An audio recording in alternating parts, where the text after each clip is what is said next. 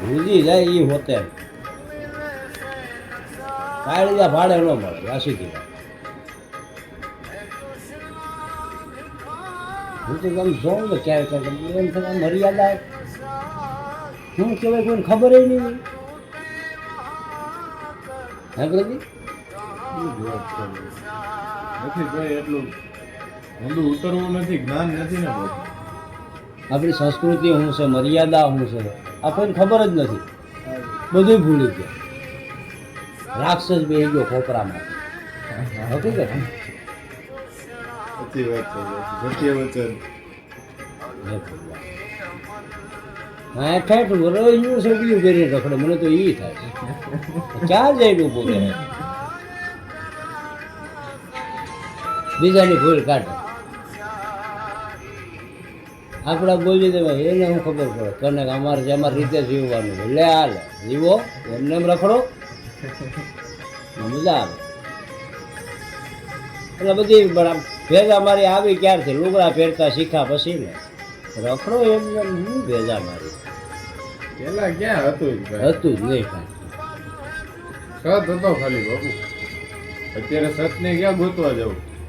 છે સત વગર તો થોડું હાલે. કાંઈ મરી તો નથી ગયું સત પણ હવે કોઈને સ્વીકારવું જ નથી. કોઈ ગોતવું નથી, નવું નવું પકડવું. જ્યાં ખોવાનું ત્યાં જ ગોતવાનું રે.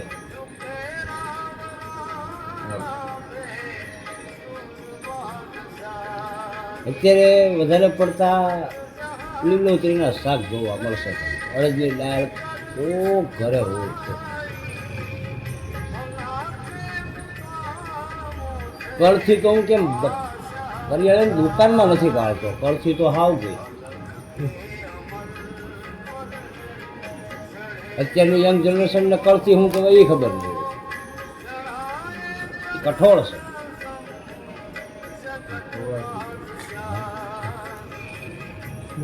સાચું હોય ખોટું પકડી લીધું.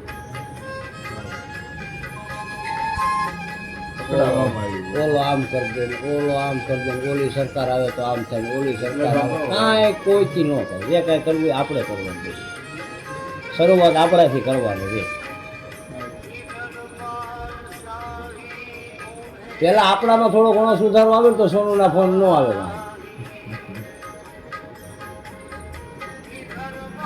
સુધારો તો આપણે કરવો પડે ને બાપુ. કોક સલાહ દે ને એ ખોપરામાં ઉતરે ને એના કરતાં આપણે મનથી સલાહ લેવાની જરૂર થોડી પડે. આપણને થોડી ભગવાને બુદ્ધિ નથી આપી. સાચી વાત છે. સલાહ તો કેને લેવાની છે? બુદ્ધિ નો એને સલાહ લેવાની.